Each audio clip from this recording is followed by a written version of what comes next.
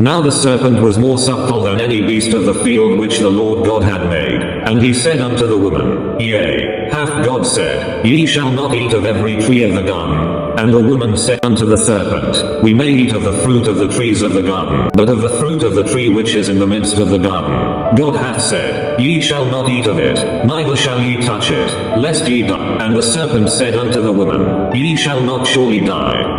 For God doth know that in the day ye eat thereof, then your eyes shall be opened, and ye shall be as gods, knowing good and evil.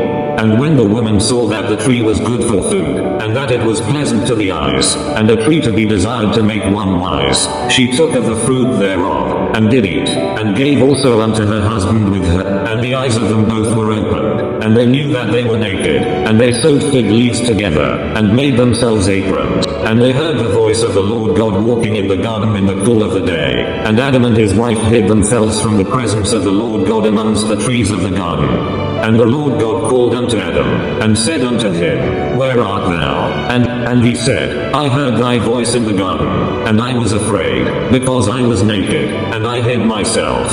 And he said, Who told thee that thou wast naked? Hast thou eaten of the tree, whereof I commanded thee that thou shouldest not eat? And the man said, The woman whom thou gavest to be with me, she gave me of the tree, and I did eat.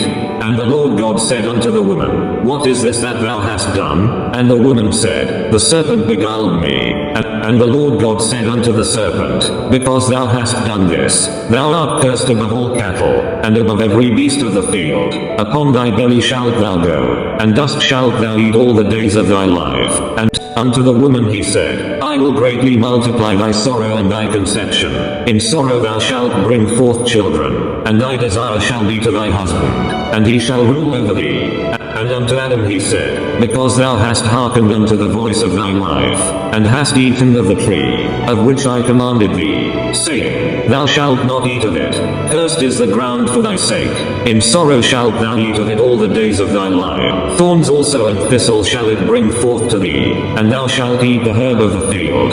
In the sweat of thy face shalt thou eat bread, till thou return unto the ground. For out of it wast thou taken, for dust thou art, and unto dust shalt thou return. And Adam called his wife's name Eve, because she was the mother of all living. Unto Adam also and to his wife did the Lord God make coats of skins, and clothed them.